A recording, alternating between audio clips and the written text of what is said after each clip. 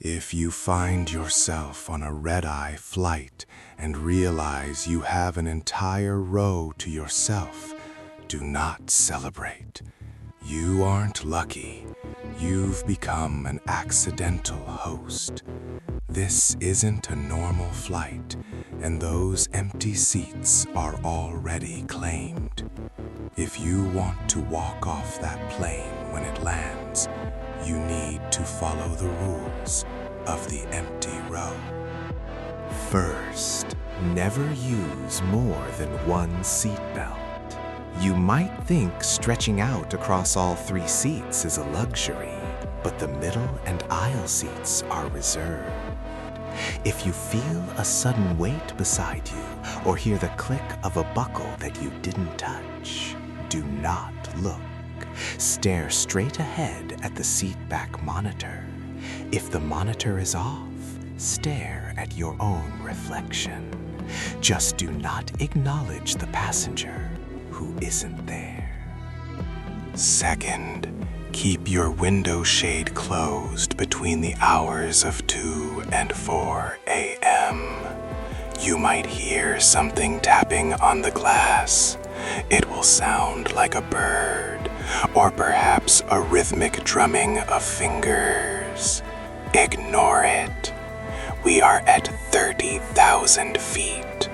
There are no birds out there, and whatever is knocking wants to see if you're brave enough to look.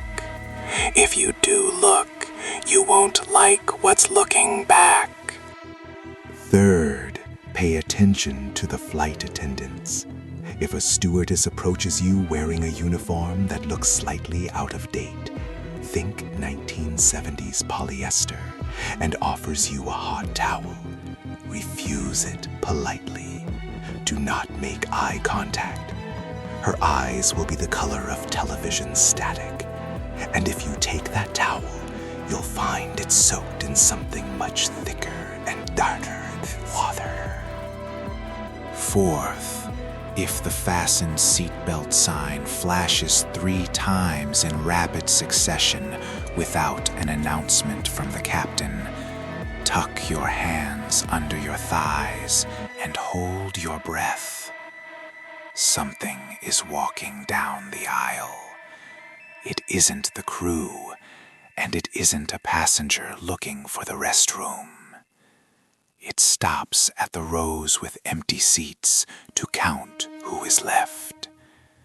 If it hears you breathing, it might decide its count is off and try to correct the number of passengers.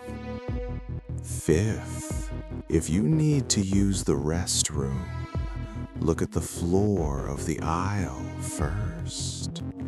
If the carpet appears to be damp or vibrating, stay in your seat.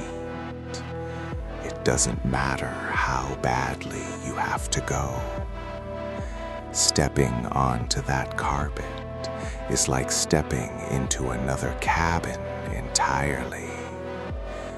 You might walk into the lavatory, but you won't walk back out into the same plane you started in.